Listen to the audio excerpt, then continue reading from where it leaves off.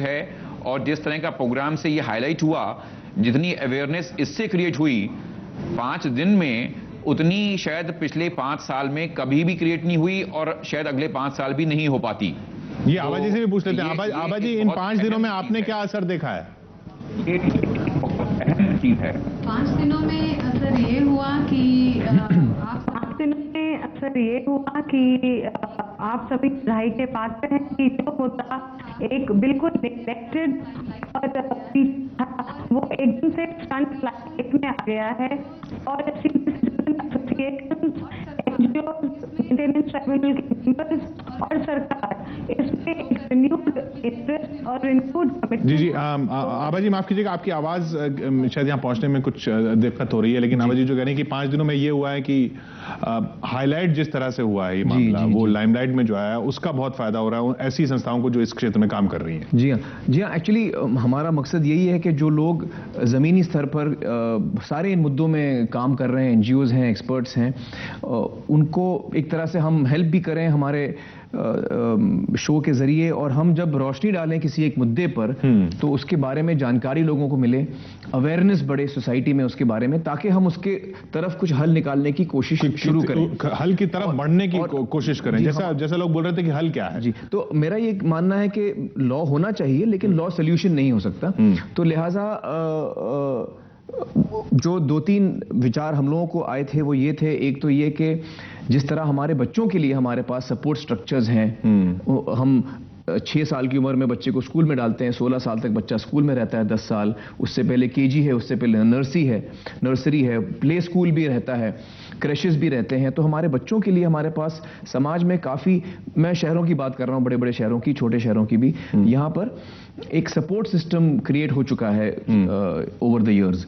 लेकिन अपने हमारे बुजुर्गों के लिए इस किस्म का कोई सपोर्ट सिस्टम नहीं, क्योंकि शायद उसका इतिहास ये है कि पहले जॉइंट फैमिली होती थी। जी हाँ, पहले जॉइंट फैमिली होती थी तो इसकी जरूरत नहीं पड़ती। अब जो है वो ट्रेंड बदल रहा है, मतलब समाज बदल रहा है, और वो बदलेगा, उसको हम रोक नहीं पाएंगे। तो वो जो बदलाव आ रहा है हमारे समाज में कि जब एक वक्त जॉइंट फैमिली सिस्टम्स थी, अब न्यूक्लियर फैमिली बन रही हैं, तो इस किस्म की सपोर्ट सिस्टम्स की, इंफ्रास्ट्रक्चर की हमें जरूरत ज्यादा है और हमें उस तरफ बढ़ना चाहिए। जैसे बता रहे थे मनोज जी के प्राइवेट इनिशिएटिव होना चाहिए इसमें, उस तरह के सपोर्ट सिस्टम के लिए। ये जो बदलाव की बात की आमिर ने, उस बदलाव पर नजर डालते हैं, कैसे समाज बदल रहा है।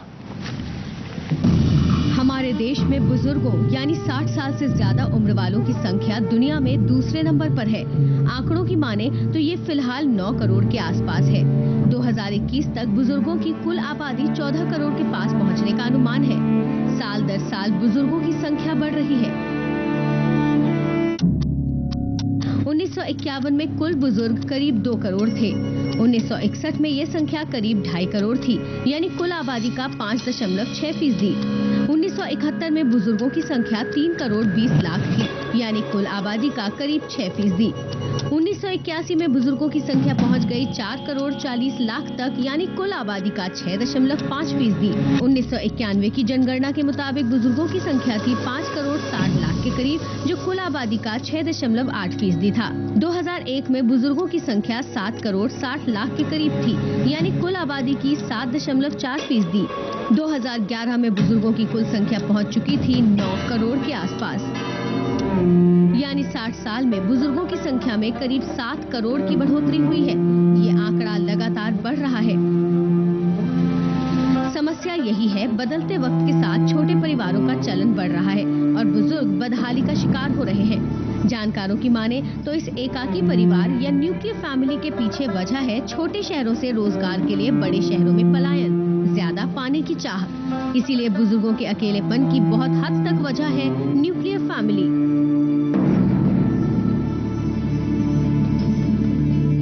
देखिए, न्यूक्लियर फैमिली का इस समस्या में समवेयर 70 to 80% कंट्रीब्यूशन है। ये मैं अपने एक्सपीरियंस से नहीं कह रहा, तो मैंने पिछले 1987 से ओल्डर लोगों के साथ काम कर रहा हूँ और सर्च कर रहा हूँ। जितना भी शोध कार्य हुआ, जितनी भी रिसर्च हुई है, उस रिसर्च में ये इंडिकेट हुआ है कि न्यूक्लियर फैमिली के जो ओल्डर लोग हैं उनके अंदर ये समस्या ज़्यादा है कंपेयर टू जॉइंट फैमिली में।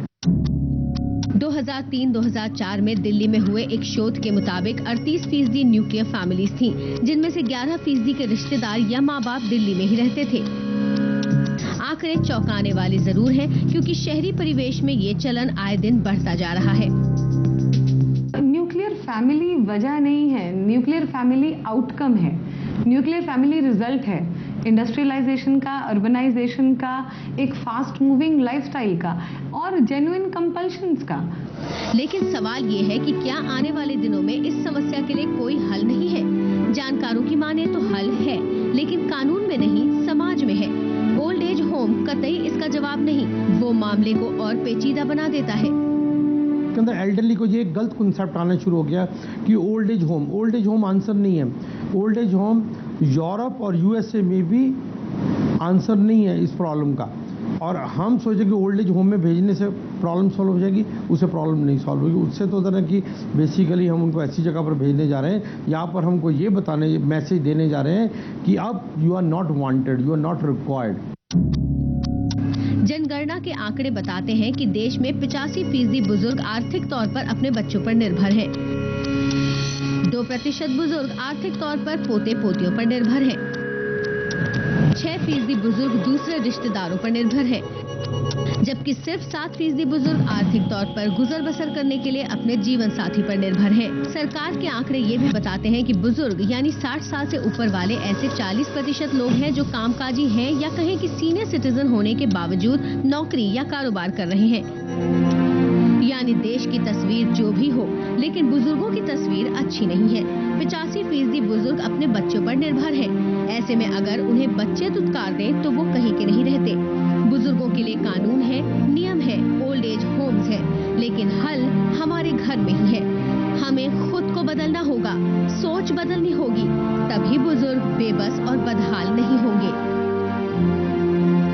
कानून से भी नहीं संभाला जा सकता, ये तो अंतरात्मा की आवाज़ आनी चाहिए, और उसके लिए हमें बड़ा सिंसियर होकर एफर्ट्स करना चाहिए।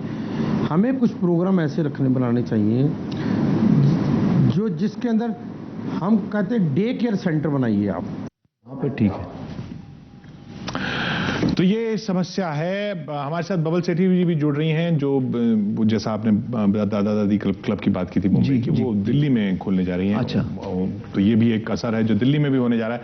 बबल जी, आपका भी स्वागत है। लेकिन फिर हल क्या है आमिर? ये तो अलग अलग तरह की आवाजें आ रही हैं। देखिए, इसका कोई मुझे लगता है एक हल नहीं है। मुझे लगता है कि ऐसी संस्थाओं की ज़रूरत है। ओल्ड एज होम्स टोटली गलत हैं, नहीं होने चाहिए, या बुजुर्गों को वहाँ नहीं भेजना चाहिए, मैं इससे भी सहमत नहीं हूँ। या सिर्फ ओल्ड एज होम्स ही होने चाहिए, सारे बुजुर्गों को वहाँ भेजना चाहिए, वैसे उससे भी मैं सहमत नहीं हूँ। देखिए, बहुत सारे ओल्ड एज होम्स हैं जहाँ पर बहुत सारे बुजुर्ग खुश भी हैं। हमारे रिसर्च में ये भी सामने आया है कि कुछ अच्छी संस्थाएं भी हैं जहाँ पर लोग खुश हैं, वहाँ रहने से खुश हैं। कुछ ऐसी जगहें हैं जहाँ पे बुजुर्ग खुश नहीं भी हैं। तो कोई एक जनरलाइजेशन करना सही नहीं होगा। बबल जी, आपकी क्या राय है? आप तो इस क्षेत्र में काम कर रही हैं। पहले तो मैं आमिर जी को बधाई देना चाहूंगी इसके लिए कि ये बहुत अच्छा मुद्दा इन्होंने उठाया है, जिसके लिए हमारी कॉलोनी से काफी लोग आगे आएंगे बढ़कर बुजुर्गों के लिए काम करने के लिए। क्योंकि जब वो 50-60 साल से ऊपर हो जाते हैं तो उनके फैमिली के लोग उनको अलग थलग मंदिर गुरुद्वारों के लिए छोड़ देते हैं। उनके भी मनों में दिल है, उनका भी मन करता है पिक्चर देखने को, उनका भी दिल करता है डांस करने को, उनका भी दिल करता है म्यूजिक सुनने को। उनके अंदर भी एक दिल जवान है जो आज भी धड़कता है। उनका भी मन करता है कि उनको ऑपोजिशन एक कंपनी चाहिए, ऑपोजिट कंपनी चाहिए। उनका भी दिल करता है कि हम पार्क में घूमें, लेकिन उनको ले जाने वाला कोई नहीं। तो मैं अपने साथ ऐसे कुछ लोगों को जोड़ना चाहती हूँ और स्कूल्स के अंदर जाके बच्चों की काउंसलिंग करना चाहती हूँ कि ताकि उनके अगर दादा दादी के साथ अत्याचार हो रहा है, नाना नानी के साथ अत्याचार हो रहा है, तो वो हमें मिले, हमें बताएं। अगर वो नहीं अपने माँ बाप को कह सकते तो ये जो प्राइवेट इनिशिएटिव की आप बात कर रहे थे, प्राइवेट इनिशिएटिव की यही एक जो मनोज जी जो बात कर रहे थे। जी। और मैं आपको और बताऊं, जैसे हमने शो पे दिखाया कि ये एक्चुअली हमें हमारी थिंकिंग चेंज करनी है, हमारी सोच बदलनी है कि 60 के बाद हम बूढ़े हो गए ऐसा हमें नहीं सोचना है। हमें रीवायरिंग करनी है कि जो हमने उदाहरण देखे, हमारे शो पे एग्जाम्पल्स देखे। वो जो 2 महिलाएं थीं गांव की, जो 60-65 की उम्र में उन्होंने शूटिंग शुरू की, एक नई चीज़ सीखी जिसमें उन्होंने महारत पाई। तो एज सिर्फ हमारे माइंड में है, ये हमको यानी हर आयु वर्ग को कुछ ना कुछ सोचना है इस पूरे मामले में, बच्चों को सोचना है। और एक वक्त था जब हम सोचते थे कि 60 साल की उम्र में अब हमको रिटायर हो जाना है, हमारी जिंदगी खत्म हो चुकी है, अब हम पूजा पाठ में ही लग जाएंगे। लेकिन मुझे लगता है कि अब हमें वो नज़रिया बदलने की ज़रूरत है। हम 60 साल की उम्र में रिटायर ना हो जाएं, हम अपने आप को प्रोडक्टिव बनाए रखें और जब तक हो सके हम कुछ ना कुछ काम करते रहें और प्रोडक्टिव रहें, योगदान करें सोसाइटी में भी और 2 पैसे भी कमाएं। तो ये एक नज़रिया बदलने की ज़रूरत हम में भी है, समाज में है। तो अलग अलग चीज़ें हैं जो करनी चाहिए, हमें अलग अलग पहलू हैं इस पूरी समस्या के। और हम सबको ये भी कभी नहीं भूलना चाहिए कि देखिए, जहां पर आज हमारे बुजुर्ग हैं वहां पर कल हम वहां पहुंचने वाले हैं। तो हर एक इंसान इस चीज से गुजरने वाला है, तो हमें उसके बारे में खास ध्यान देना चाहिए। बहुत बहुत शुक्रिया आपका मनोज जी, हमारे साथ जुड़ने के लिए। बबल जी, आपका भी बहुत बहुत शुक्रिया। और मनोज जी ने तो खैर जो बात की वो हर सत्यमेव जयते के एपिसोड के लिए लागू होती है जी, हर असर के एपिसोड के लिए लागू होती है कि कानून से किसी भी समस्या में कुछ नहीं होने वाला, इन सोशल समस्याओं में खास तौर पर। खैर, अब बात करते हैं नेशनल लीगल सर्विसेज अथॉरिटी का। जी हाँ, असर जो आपने बात की अपने एपिसोड में वृंदावन की विधवा महिलाओं की, तो नेशनल लीगल सर्विसेज अथॉरिटी ने उस पर आगे कदम उठाया है और सुप्रीम कोर्ट में बात पहुंची है और आप तक भी शायद चिट्ठी पहुंची है। जी हाँ, उनकी चिट्ठी मुझ तक पहुंची, उनका ईमेल आया मुझे, और मुझे खुशी है इस बात की कि उन्होंने कॉग्निसेंस लिया इस चीज़ का और इस पे वो कदम उठा रहे हैं, और ये बड़ी खुशी है इस बात की। देखते हैं इसका असर। जी,